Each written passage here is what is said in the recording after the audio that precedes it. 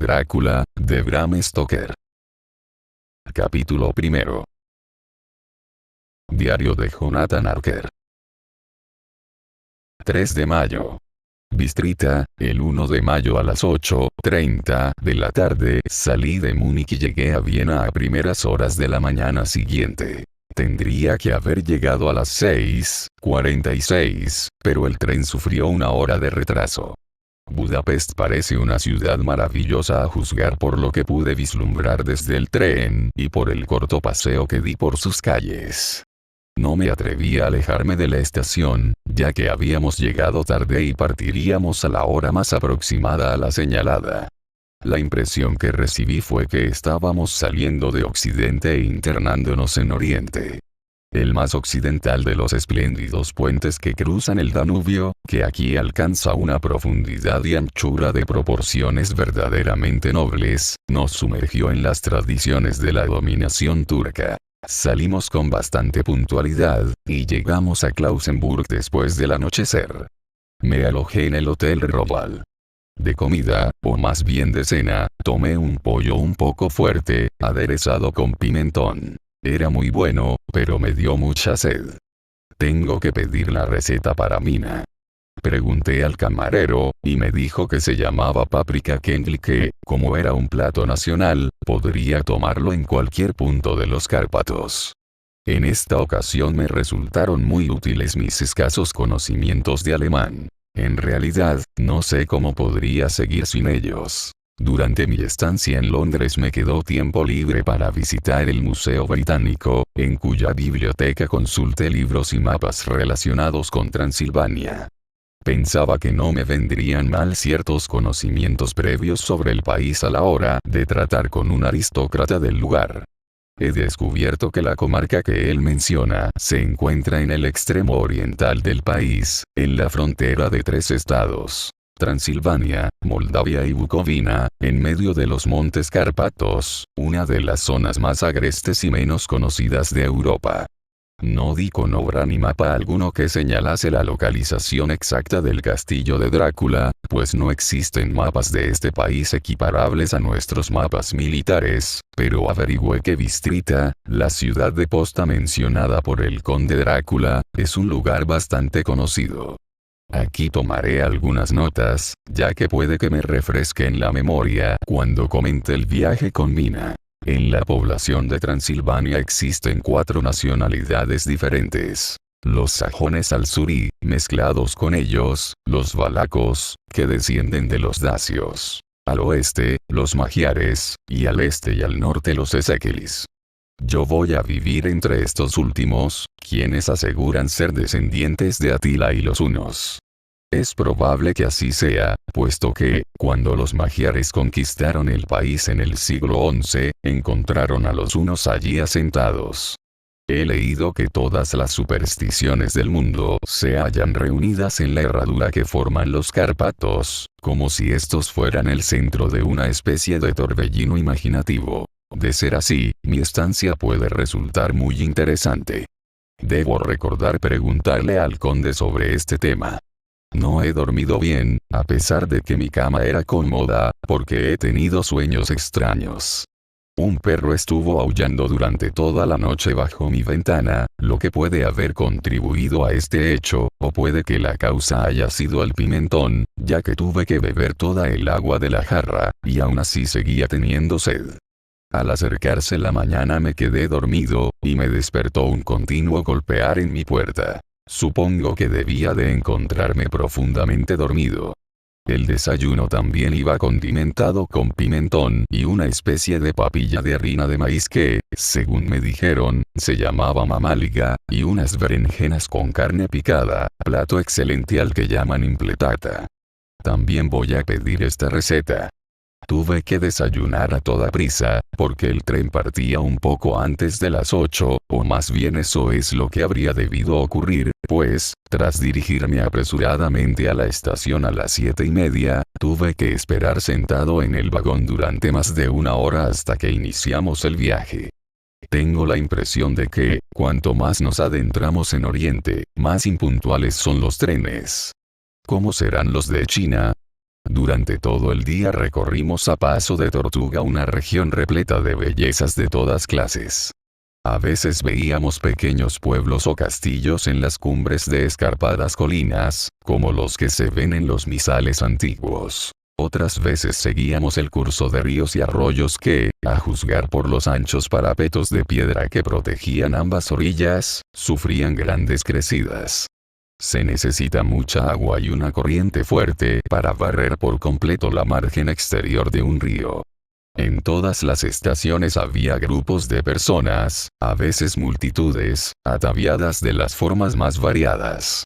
Algunos eran como los campesinos de mi país, o como los que vi al atravesar Francia y Alemania, con chaquetas cortas y sombreros redondos y pantalones caseros. Pero otros eran muy pintorescos. Las mujeres parecían guapas, hasta que te acercabas a ellas, pero de cintura desgarbada.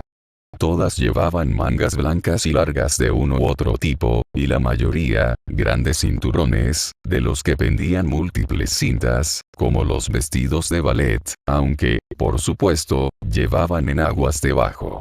Las figuras más extrañas que vimos fueron los eslovacos, más bárbaros que el resto, con sus grandes sombreros de vaquero, amplios pantalones de un blanco ceniciento, camisa blanca de hilo y cinturones de cuero enormes y pesados de casi un pie de ancho, guarnecidos con clavos de latón.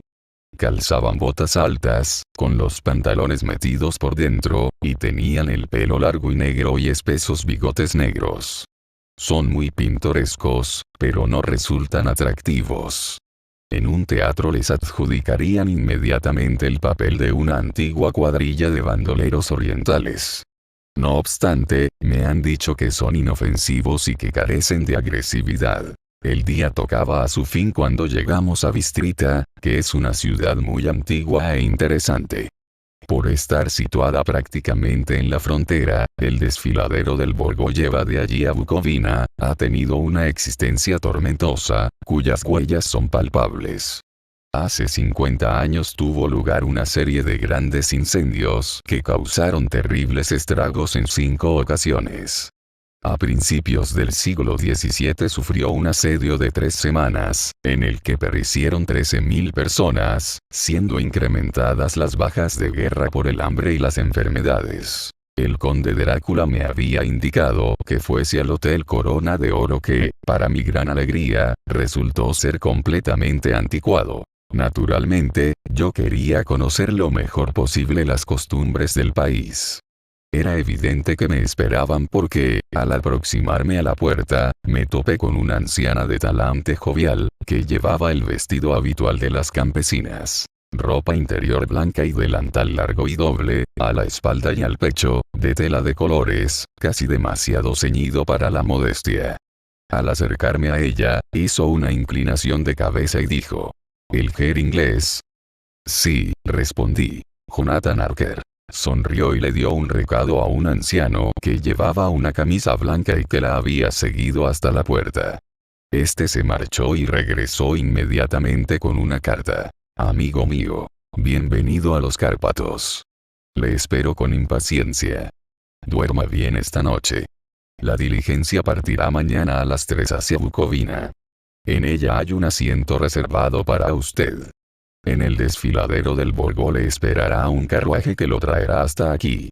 Confío en que haya tenido un feliz viaje desde Londres, y que disfrute de su estancia en mi hermosa tierra. Su amigo, Drácula. 4 de mayo, he descubierto que el posadero había recibido una carta del conde, en la que le rogaba que me reservase el mejor asiento de la diligencia. Pero, al intentar averiguar más detalles, se mostró un tanto reservado, y fingió no comprender el alemán. No puede ser cierto, puesto que hasta ese momento lo había entendido perfectamente. Al menos contestaba a mis preguntas como si así fuese. Él y su mujer, la anciana que me había recibido, se miraron como atemorizados. Balbuceó que le habían enviado dinero en una carta, y que eso era todo lo que sabía. Al preguntarle si conocía al conde Drácula y si podía decirme algo sobre su castillo, tanto él como su mujer se santiguaron y, tras asegurar que no sabían nada, sencillamente se negaron a seguir hablando. Estaba tan próxima la hora de la partida, que no me quedó tiempo para preguntar a nadie más. Todo era muy misterioso y no precisamente tranquilizador. Justo antes de marcharme, la anciana subió a mi habitación y me dijo histéricamente: «Tiene que irse. Oh, joven Ger, tiene que irse». Se encontraba en tal estado de agitación, que me pareció que había perdido el escaso dominio del alemán que poseía y que lo mezclaba con algún otro idioma que desconozco por completo. Solo comprendí sus palabras tras formularle muchas preguntas. Al decirle que debía marcharme de inmediato y que tenía que resolver asuntos de gran importancia, volvió a preguntarme: «¿Sabe qué día es hoy?». Le contesté que era el 4 de mayo. Ella negó con la cabeza y dijo: «Sí, claro. ¿Pero sabe qué día es?». Al contestarle que no la entendía, prosiguió: «Es la víspera de San Jorge. ¿No sabe que esta noche, cuando el reloj marque las 12, los espíritus malignos alcanzarán todo su poder? ¿Sabe a dónde vaya lo que va?». Se hallaba embargada por una angustia tan evidente que traté de consolarla, sin conseguirlo. Finalmente se arrodilló y me imploró que no me marchase. Al menos, que esperase 1 o 2 días para partir. Era todo muy ridículo, pero no me sentía tranquilo. Tenía cosas que hacer y no podía consentir que nada interfiriese en mi camino. Sin embargo, traté de hacerla levantar y le dije con toda la gravedad de que fui capaz, que se lo agradecía, pero que mis deberes eran urgentes y que tenía que marcharme. Entonces se puso de pie y se secó los ojos, se quitó un crucifijo que llevaba en torno al cuello y me lo ofreció. No supe qué hacer, ya que, como anglicano, me han enseñado a considerar tales cosas como idólatras en cierta medida, y sin embargo, me parecía poco elegante rechazárselo a una anciana con tan buenas intenciones y en semejante estado de ánimo.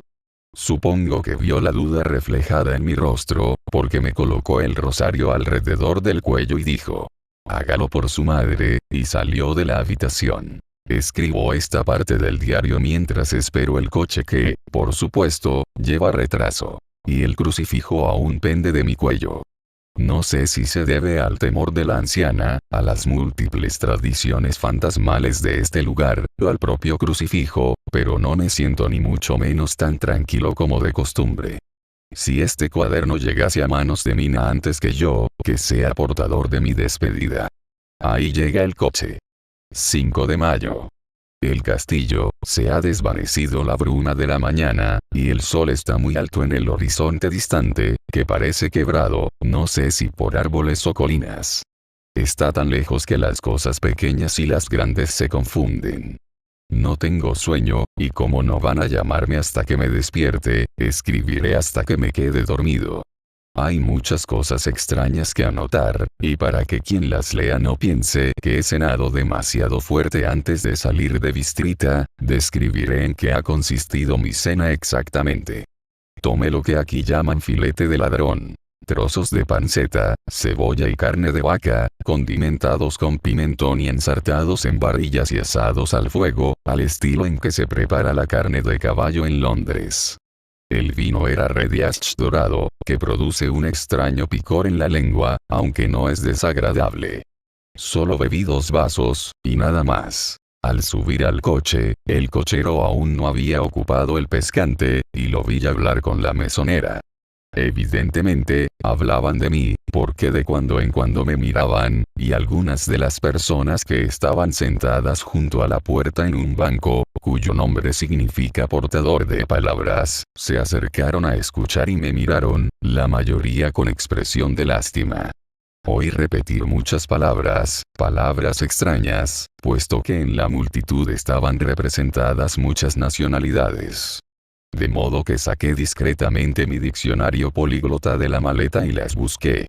Debo decir que su lectura no me animó, porque entre ellas se encontraba Nordog, que quiere decir Satán, Pokol, infierno, Estregoica, bruja, Brolok y Vlkoslak, que significan lo mismo. La una es el término eslovaco y la otra el término serbio para denominar algo que tiene el significado de hombre lobo o vampiro.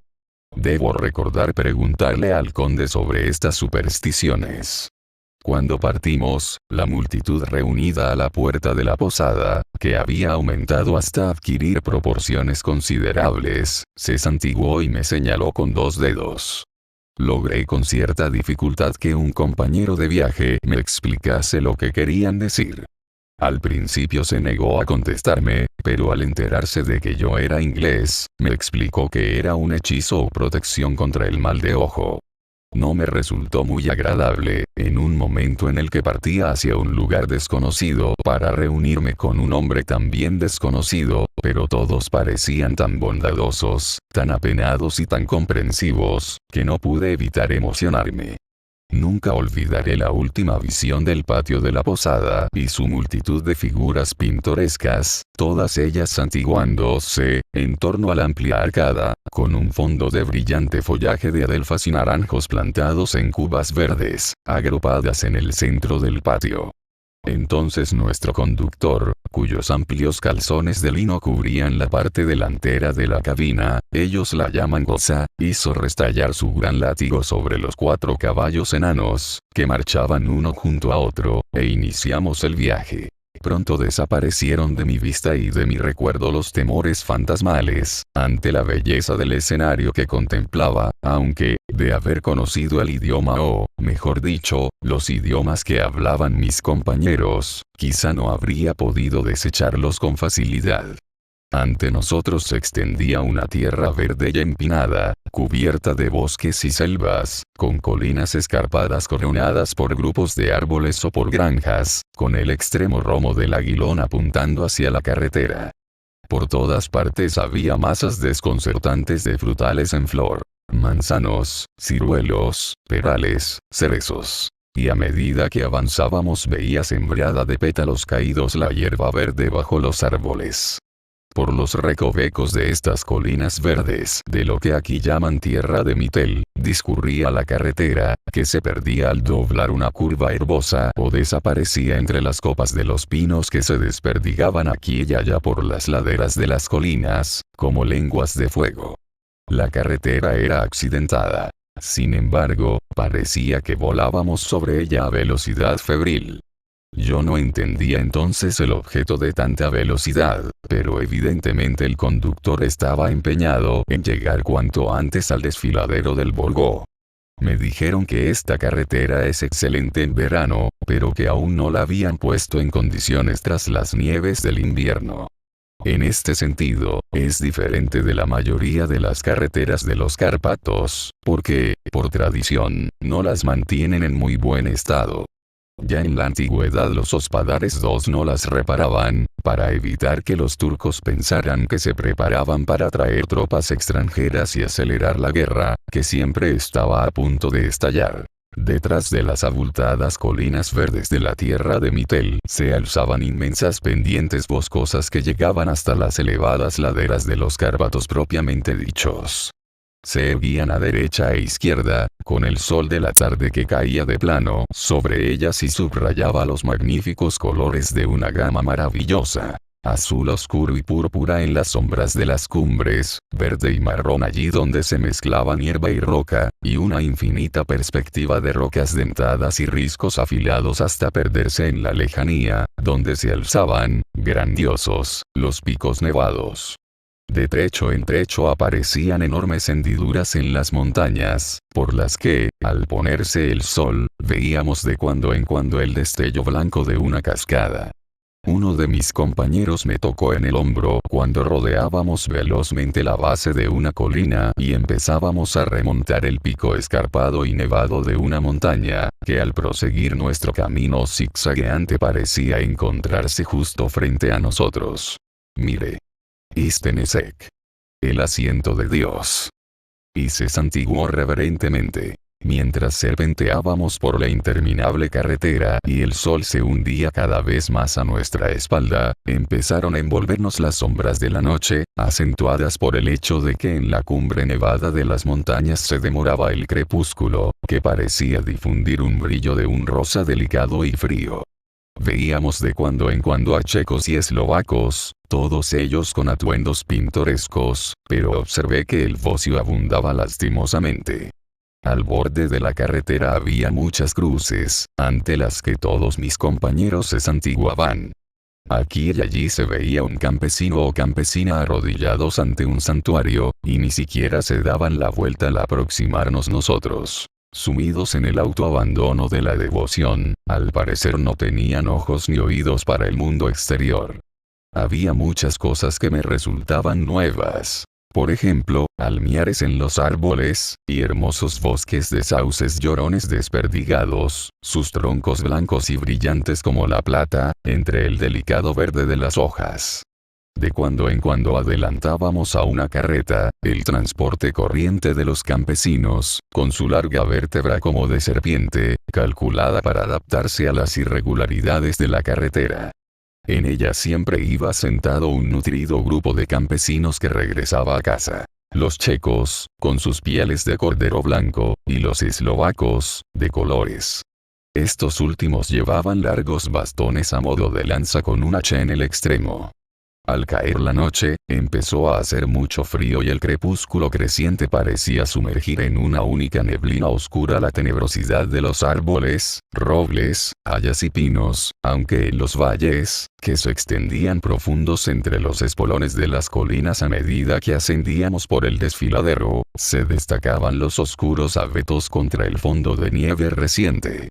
A veces, como la carretera se abría entre bosques de pinos, que en la oscuridad parecían cerrarse sobre nosotros, las grandes masas de color gris que se derramaban sobre los árboles producían un efecto particularmente misterioso y solemne, que fomentaba los pensamientos y macabras fantasías engendrados a primeras horas de la tarde, cuando el sol poniente proporcionaba un extraño relieve a las nubes fantasmales, que entre los cárpatos parecen culebrear incesantemente por entre los valles. Otras veces, las colinas eran tan escarpadas que, a pesar de la prisa del conductor, los caballos solo podían remontarlas despacio. Yo quise apearme y subirlas a pie, como hacemos en mi país, pero el conductor no quiso ni oír hablar de ello. No, dijo. No debe caminar por aquí. Los perros son demasiado feroces, y a continuación añadió, con lo que a todas luces él consideraba humor negro, ya que miró a su alrededor en busca de la sonrisa de aprobación de los demás. Y puede que se harte de esto antes de dormirse. La única parada que consintió hacer fue una pausa momentánea para encender las lámparas. Al oscurecer pareció apoderarse de los pasajeros una cierta excitación, y todos ellos, uno tras otro, se pusieron a hablar con el cochero como para incitarlo a aumentar la velocidad. Este azotaba despiadadamente a los caballos con el látigo, y con furiosos gritos de aliento los apremiaba a hacer mayores esfuerzos. Entonces vi delante de nosotros, entre la oscuridad, una especie de mancha de luz gris, como si hubiese una grieta en las montañas. Aumentó la excitación de los pasajeros. El carruaje, enloquecido, se bamboleaba sobre sus grandes ballestas de cuero y se balanceaba como un bote zarandeado por un mar borrascoso. Tuve que agarrarme. La carretera se hacía más llana, y nos daba la impresión de ir volando. De pronto las montañas parecieron acercarse a nosotros por ambos lados y mirarnos ceñudas. Estábamos entrando en el desfiladero del Volgó. Uno tras otro, varios pasajeros me ofrecieron obsequios con tal insistencia y seriedad que me fue imposible rechazarlos. Eran, sin lugar a dudas, extraños y variados, pero todos ellos me los dieron con sencilla buena fe, con una palabra amable y una bendición, y con aquella peculiar mezcla de movimientos que expresaban temor y que ya había visto a la puerta del hotel de Bistrita. La señal de la cruz y la protección contra el mal de ojo. Después, mientras avanzábamos a toda velocidad, el conductor se inclinó hacia adelante y los pasajeros se asomaron a ambos lados del coche, estirando el cuello por encima del borde para escrutar impacientes la oscuridad. Era evidente que ocurría algo emocionante o que se esperaba que ocurriese, pero aunque pregunté a todos los pasajeros, ninguno me dio la menor explicación. Este estado de excitación continuó durante cierto tiempo. Y finalmente vimos ante nosotros el desfiladero, que se abría en el extremo oriental. En el cielo se balanceaban nubes oscuras, y en el aire flotaba la sensación pesada y opresiva de la tormenta. Era como si la cadena montañosa hubiese dividido dos atmósferas y nos hubiésemos internado en la tormentosa. Yo buscaba con la mirada el medio de transporte que habría de llevarme a la casa del conde. A cada momento esperaba ver el destello de unos faros entre la negrura, pero todo estaba oscuro. La única luz la proporcionaban los rayos parpadeantes de nuestras lámparas, sobre la que se elevaba, formando una nube blanca, el vaho de los caballos agotados. Ya se veía la carretera arenosa que se extendía ante nosotros en toda su blancura, pero no había en ella señales de vehículo alguno. Los pasajeros retrocedieron con un suspiro de alegría, que se me antojó una burla de mi decepción. Estaba pensando qué podría ser, cuando el conductor miró su reloj y dijo a los demás algo que apenas alcancé a oír, tan bajo fue el tono en que habló. Creo que dijo: 1 hora antes de lo previsto. Después se volvió hacia mí y dijo en un alemán peor que el mío: aquí no hay ningún carruaje. Después de todo, no esperan al Ger. Que vaya ahora hasta Bukovina y regrese mañana o pasado mañana. Mejor pasado mañana. Mientras hablaba, los caballos se pusieron a relinchar, a piafar y corcovear furiosamente, de modo que el conductor tuvo que sujetarlos. Entonces, entre un coro de chillidos de los campesinos y un santiguarse generalizado, apareció detrás de nosotros una calesa tirada por 4 caballos. Nos adelantó y se acercó al coche. Al destello de nuestros faros, cuyos rayos cayeron sobre los caballos, vi que eran negros como el carbón, unos animales espléndidos. Los guiaba un hombre alto, de barba larga y castaña y gran sombrero negro, que parecía ocultar su cara a nuestras miradas.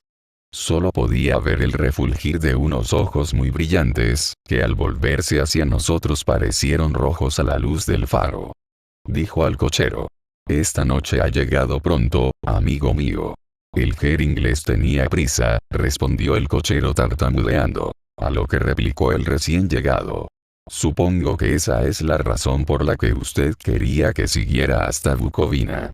No puede engañarme, amigo mío. Sé muchas cosas, y mis caballos son veloces. Sonreía al hablar, y la luz de la lámpara cayó sobre una boca de expresión dura, de labios rojos y dientes afilados, blancos como el marfil. Uno de mis compañeros susurró a otro un verso de Leonora, de Burger III. Den die Toten reiten schnell. Porque los muertos viajan deprisa.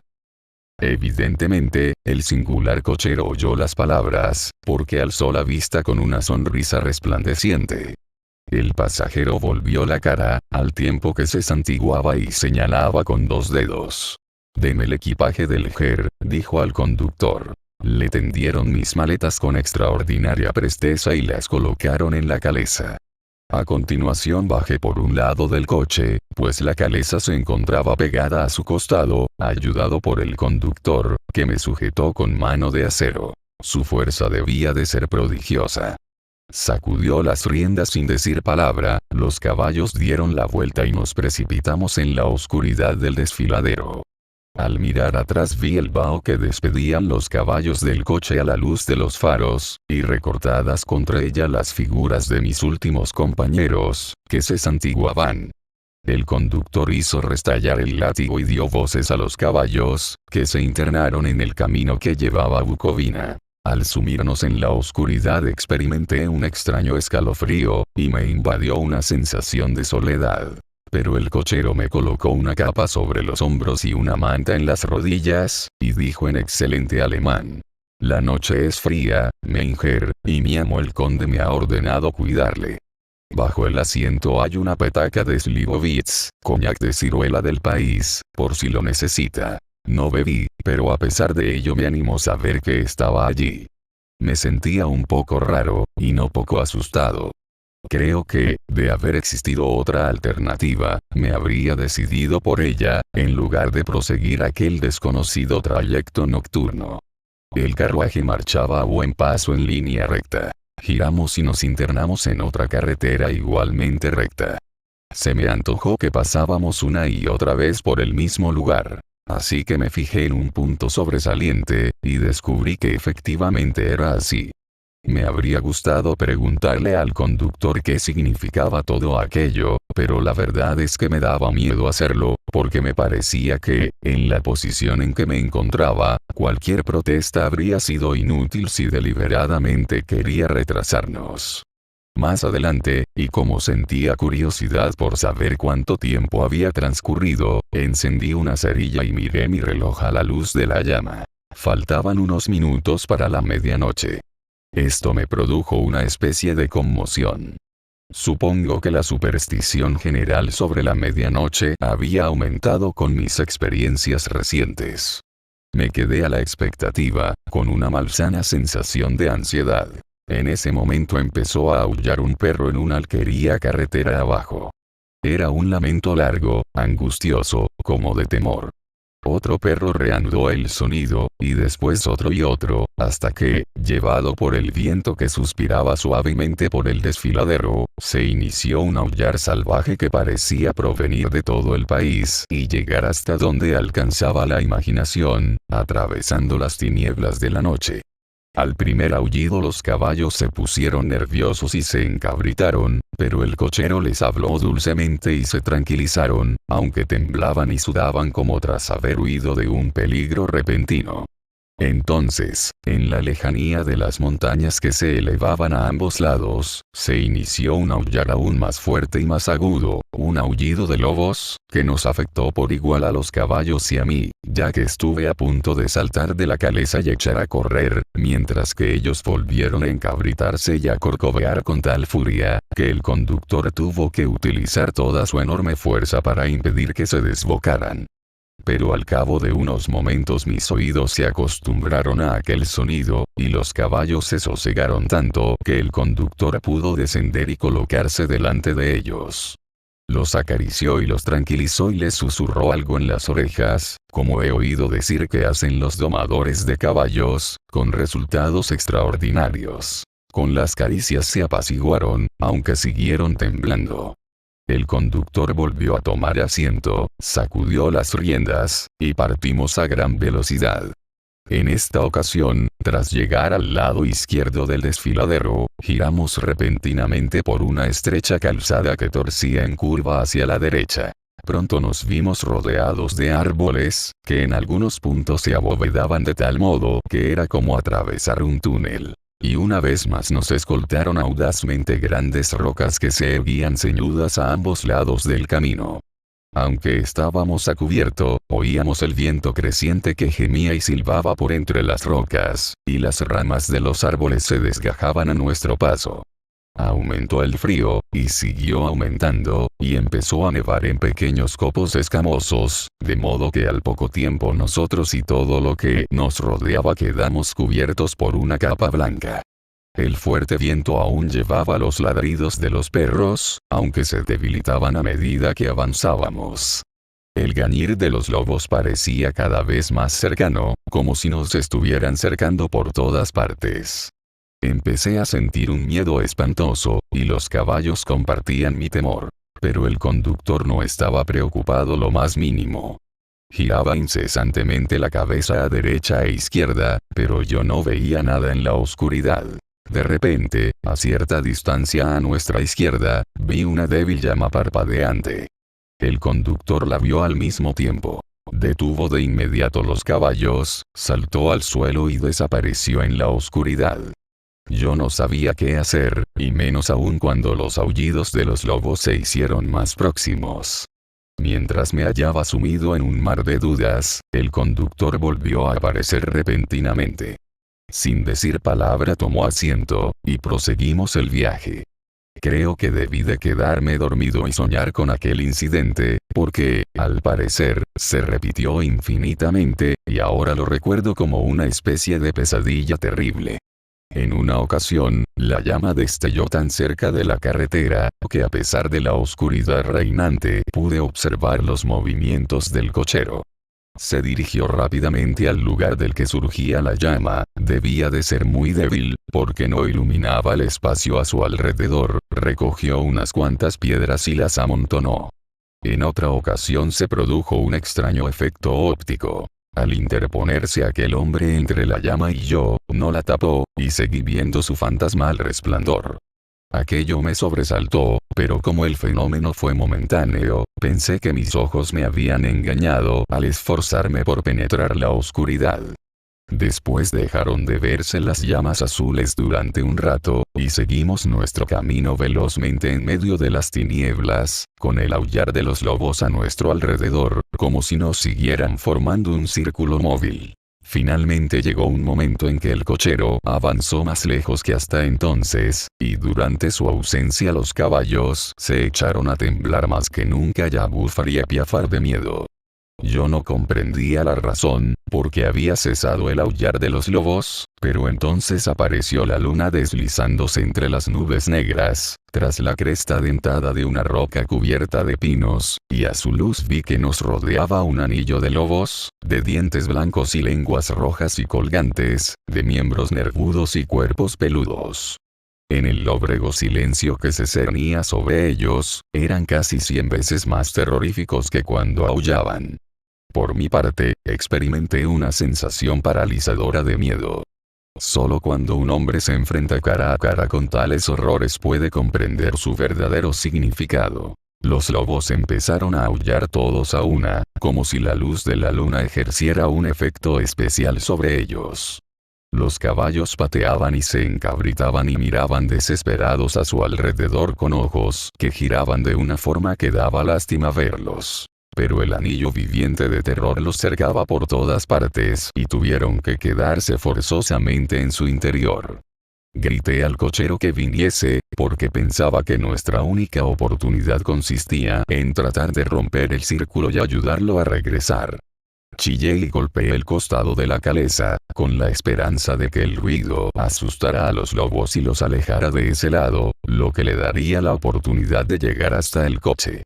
No sé cómo se acercó allí, pero oí su voz hablando en tono imperioso, y al mirar en la dirección de la que provenía el sonido, lo distinguí parado en la calzada.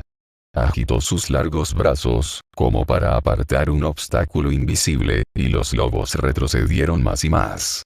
En ese momento, una densa nube ocultó la luna, de modo que quedamos sumidos de nuevo en la oscuridad. Cuando volví a ver, el cochero estaba saltando al coche y los lobos habían desaparecido. Era todo tan extraño, que me invadió un miedo pavoroso y no me atreví a hablar ni a moverme. Mientras avanzábamos veloces, el tiempo parecía interminable. Las tinieblas eran casi absolutas, ya que las nubes oscurecían la luna al desplazarse. Seguimos ascendiendo, con tramos ocasionales de rápido descenso, pero por lo general siempre ascendíamos. De repente caí en la cuenta de que el cochero detenía los caballos en el patio de un amplio castillo en ruinas, de cuyas altas y negras ventanas no salía ni un rayo de luz y cuyas almenas semiderruidas mostraban una línea mellada que se recortaba contra el cielo iluminado por la luna.